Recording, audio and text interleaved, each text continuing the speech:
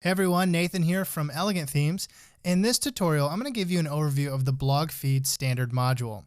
So the blog feed standard module is part of Extra's category builder. The category builder uses a unique set of builder modules to create blog post layouts.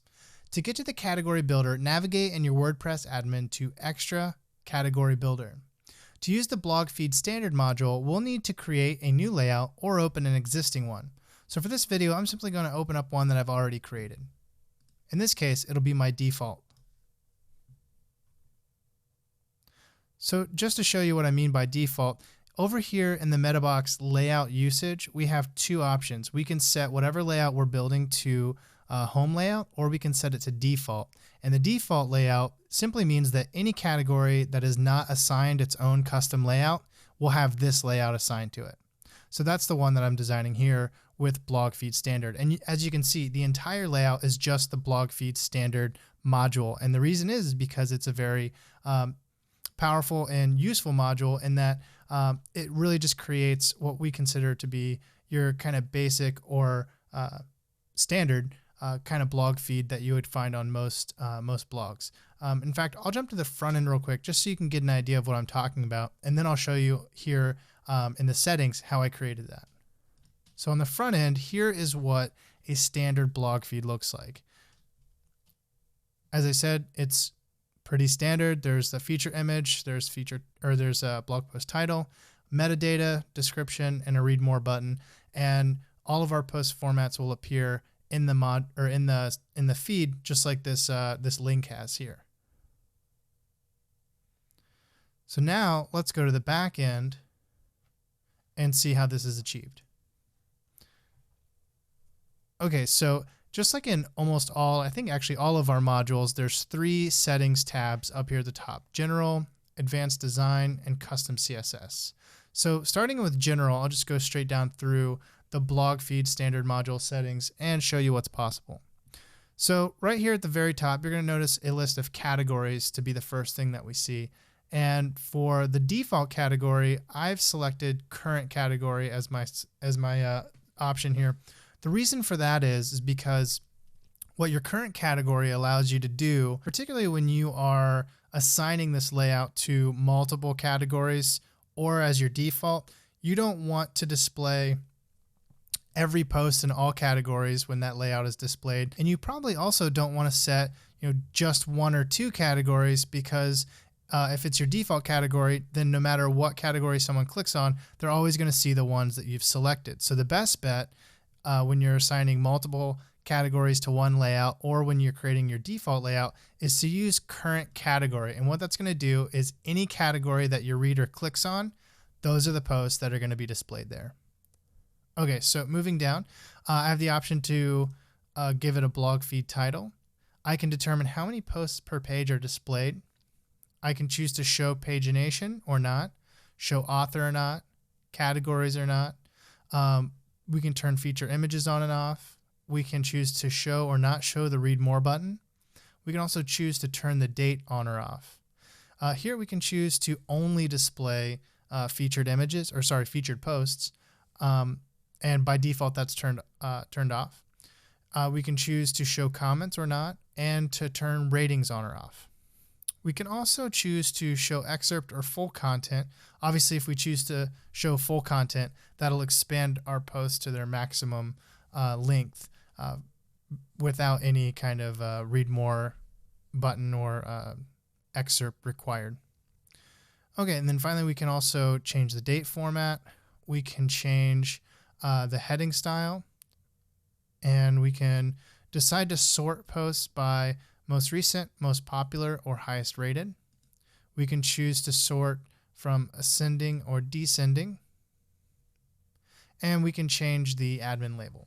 And of course, as is the case with most builder modules, we can create a CSS ID or CSS class that makes it really easy to edit in a child theme or in the ePanels custom CSS section. All right, so let's jump over to the second tab here up at the top, Advanced Design Settings. So in blog feed standard modules, Advanced Design Settings, we can choose to alter the max width of that module.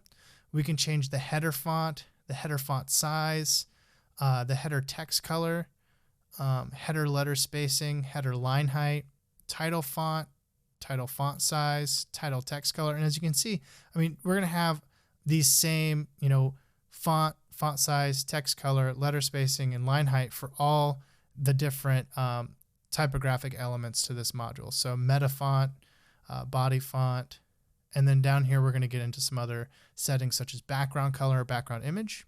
And then we can also adjust custom margin and custom padding simply by adding some pixel counts to any of these text boxes here for the top, right, bottom, or left of our module section. So going further down, we can choose to use custom styles for our read more button. And if we do want to do that, we can unlock even more customizations for that button here, such as the text size, text color, background color, border width, border color, border radius, and letter spacing, as well as its font and its icon. We can also choose the hover overlay color and the hover overlay icon. So just show you what that is real quick in case you're not following what the hover overlay is. We can change this to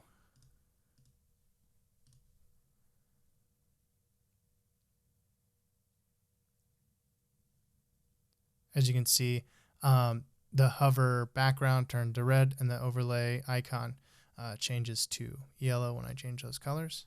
I think I'm going to switch them back, but you can see a lot's possible there to really change the look and feel of your blog with just a couple simple color changes.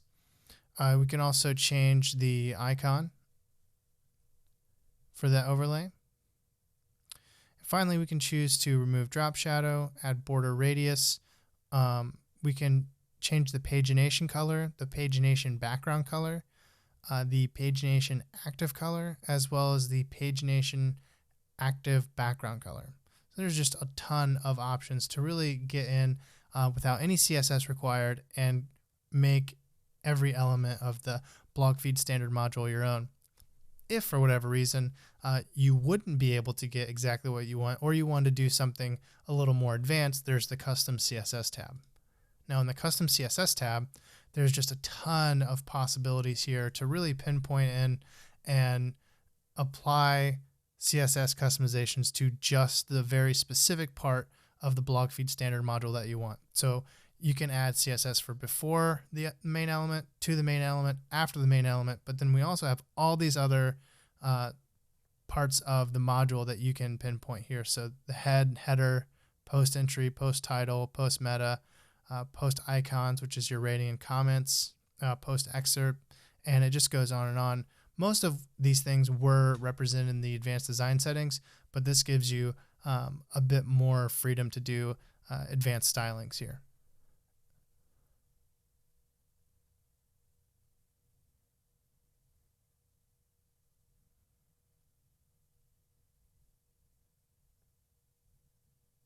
Okay, and then when you're finally done with adjusting your settings or configuring your settings in custom CSS, advanced design, and general, I'm just going to save and exit and publish, or in my case, just update. And then you can check out the results on the front end of your site. So this is my default category in action. This is the blog, the standard feed blog module in action.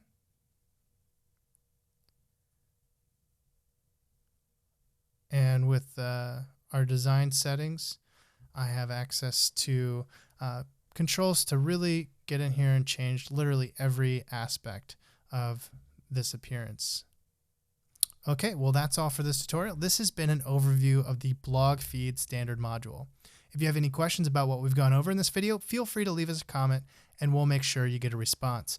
If you're interested in learning more about Extra or seeing what else it's capable of, you can click the View Demo button. If you're interested in seeing more Extra tutorials, click the subscribe button and never miss a great tip. Thanks for watching.